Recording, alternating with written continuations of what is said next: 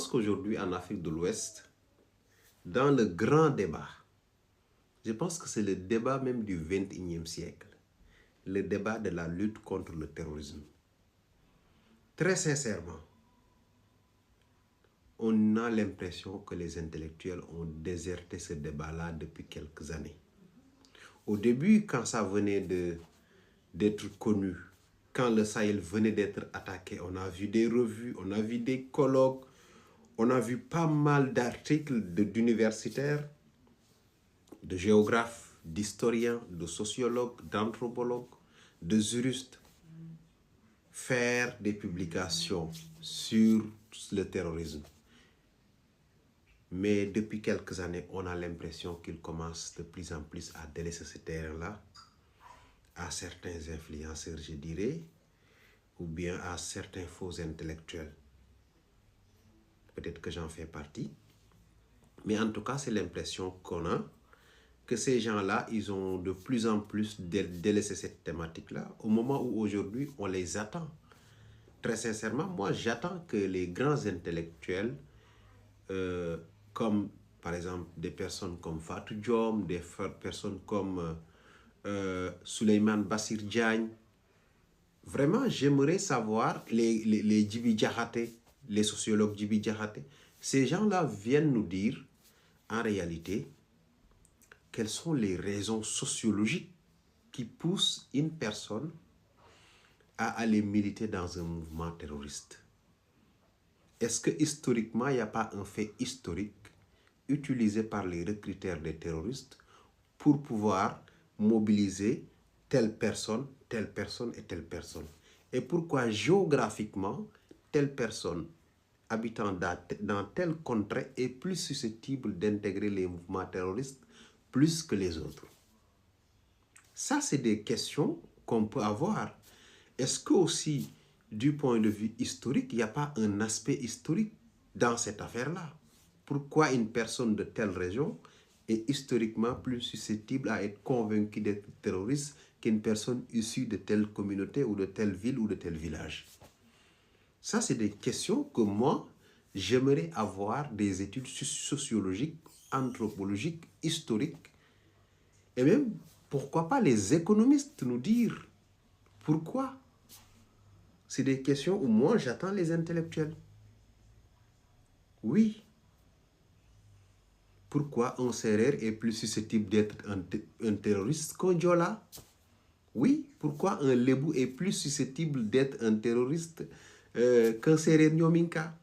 C'est des types de questions-là que moi, je veux savoir. Je veux savoir. Et on n'a pas ce manque d'intellectuels en Afrique de l'Ouest. On a le grand philosophe Souleymane Bassir Diagne. Je sais qu'il a beaucoup écrit dessus. Peut-être que je n'ai pas encore accès, mais je sais qu'au début du terrorisme dans les années 2010, il y avait beaucoup d'écrits sur ça. Les sociologues, je vous attends. Les historiens, on vous attend. Et même les criminologues, on vous attend. Oui, il paraît que maintenant même au département, à l'université Cheikh Anta Diop, il y a un département de criminologie. On a besoin de voir les articles sur le terrorisme, leur mode d'action. Qu'est-ce qui les pousse à accepter d'aller tuer leurs confrères, une personne avec qui vous avez joué ensemble sur les mêmes terrains, vous avez partagé la même classe.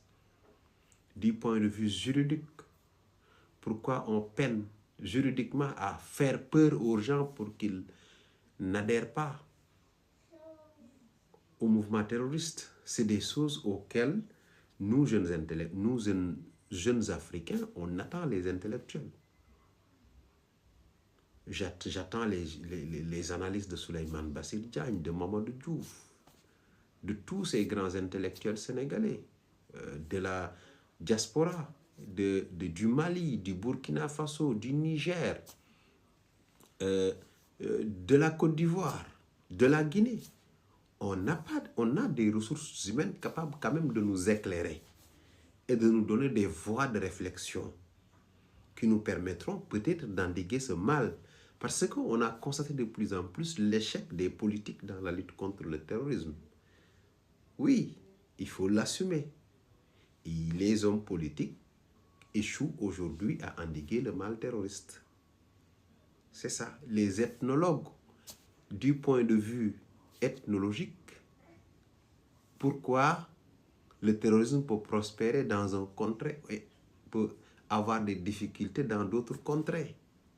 Tout ça, c'est des réponses auxquelles nous, en tant que citoyens jeunes africains, on vous attend. S'il vous plaît, éclairez-nous. Publiez des ouvrages, publiez des articles, publiez des revues. Oui, faites des émissions à la télévision. On a besoin de savoir. Et soyez invités par des journalistes qui ont de la hauteur, capables de vous poser des questions en profondeur. Des questions qui vont nécessiter quand même une certaine réflexion, une certaine compréhension. Moi, c'est ça. C'est là où je vous attends, très sincèrement.